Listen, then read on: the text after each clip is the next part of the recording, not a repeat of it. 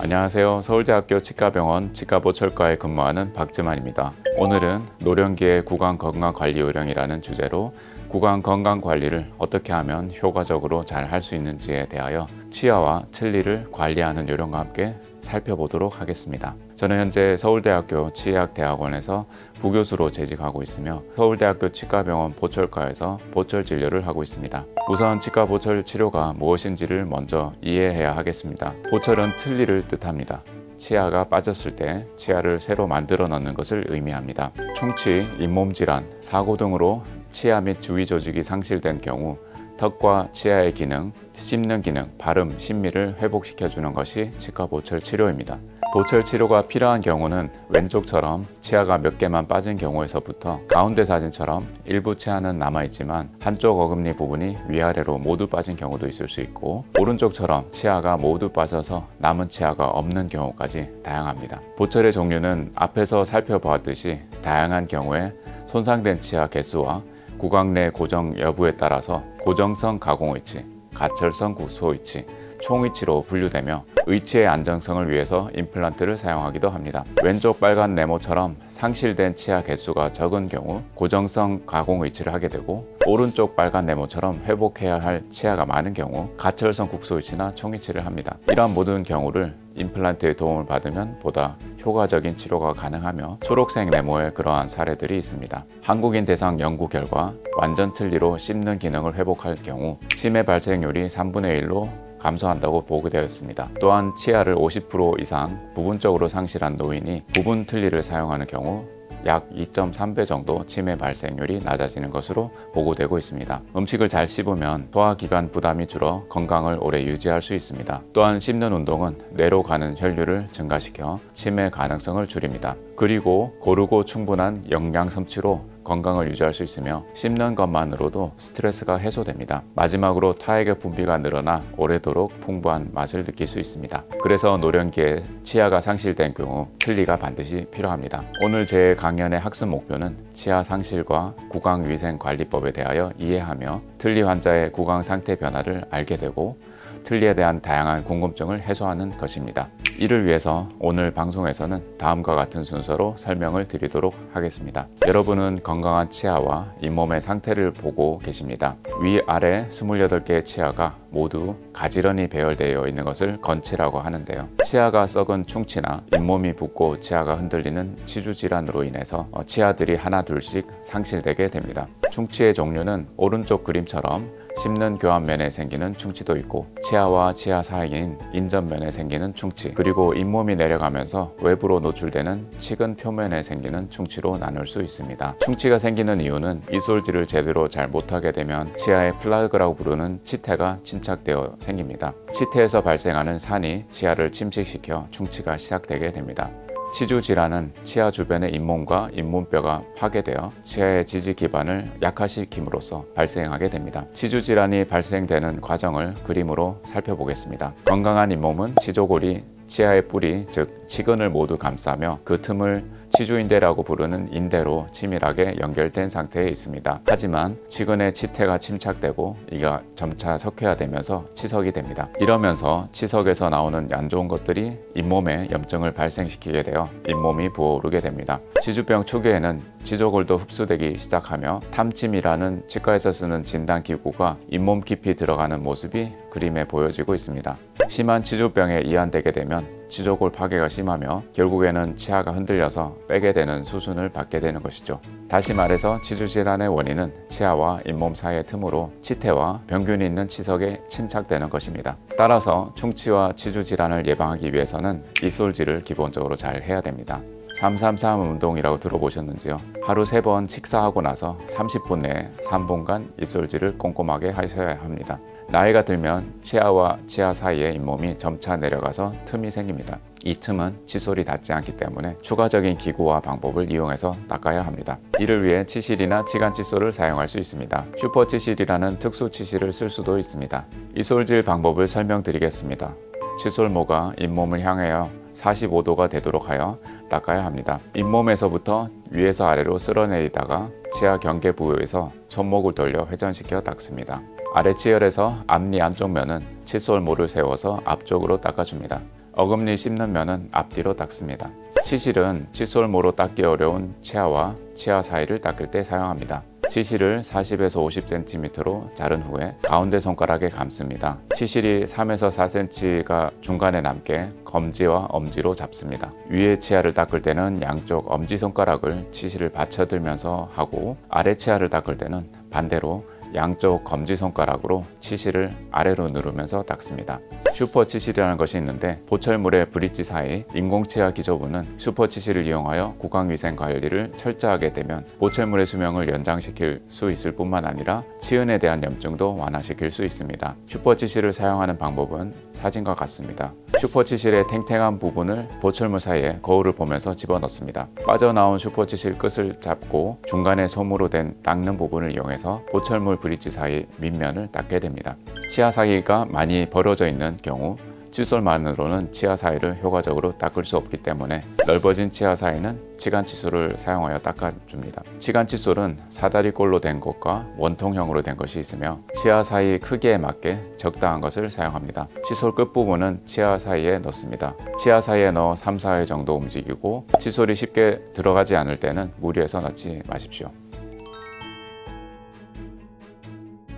그러면 틀니 환자의 구강 상태 변화에 대해서 살펴보도록 하겠습니다. 대한민국은 이미 고령화 사회로 접어들고 있습니다. 모든 국가의 인구 집단이 급속히 노령화되고 있으며 지난 4분의 1세기 동안 빠르게 증가하고 있습니다. 현재도 적어도 전 세계 인구의 10%가 65세 이상으로 노인화 현상이 진행되고 있습니다. 고령화 사회가 되면서 치아 상실에 따른 치과 치료 수요가 증가하고 있습니다. 평균 연령 증가의 세계적 추세는 표를 보면 여실히 드러납니다. 노령 인구 증가가 빠른 나라는 일본과 독일, 캐나다 등이 있으며 다른 나라들도 증가하고 있습니다.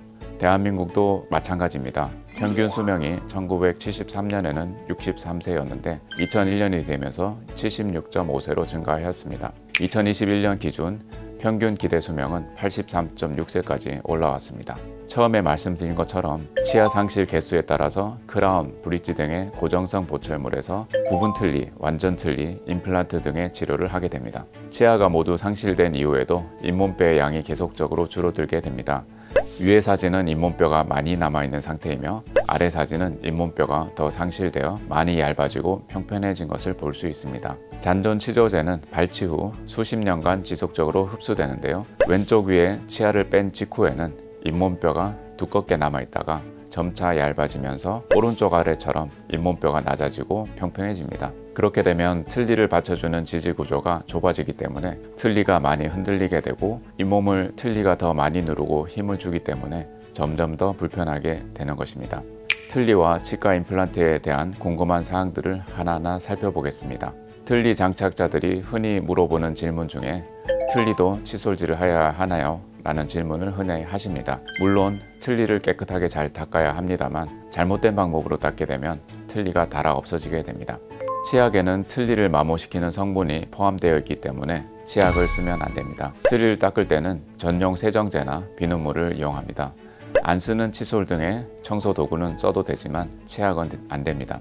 밤에 잘 때는 틀니를 어떻게 해야 하나요? 하는 질문에 대해서는 밤에는 틀니를 빼놓고 주무셔야 합니다. 이때 의치 세정용 발포제를 물에 탄 다음 의치를 담그면 됩니다. 잇몸에 하얀 막 같은 것이 생겼는데 입안에는 치아도 없고 칫솔질을 해도 되나요? 이런 질문도 흔하게 하시는 질문입니다. 사진에 보시는 것처럼 의치가 잘 안 맞는 경우에 잇몸에 상처가 나면서 아픈 부분이 생기게 됩니다. 그렇게 되면 치과에 오셔서 잘 맞지 않는 부분을 조정하시는 것을 추천합니다. 사진처럼 입가가 자주 트는 경우도 간혹 발생합니다. 이는 틀니를 씹는 면이 닳아 없어지면서 틀니가 낮아져서 생기는 현상입니다. 틀니가 낮아지면 입이 합주기처럼 작아지는데 그러면 침이 입가에 잘 고이게 되어 입술이 트게 됩니다. 이런 경우에는 틀니를 다시 만들어 높이를 높여야 해결이 됩니다. 위의 사진을 보면 잇몸살이 두 갈래, 세 갈래로 갈라지면서 늘어난 것을 보실 수 있습니다.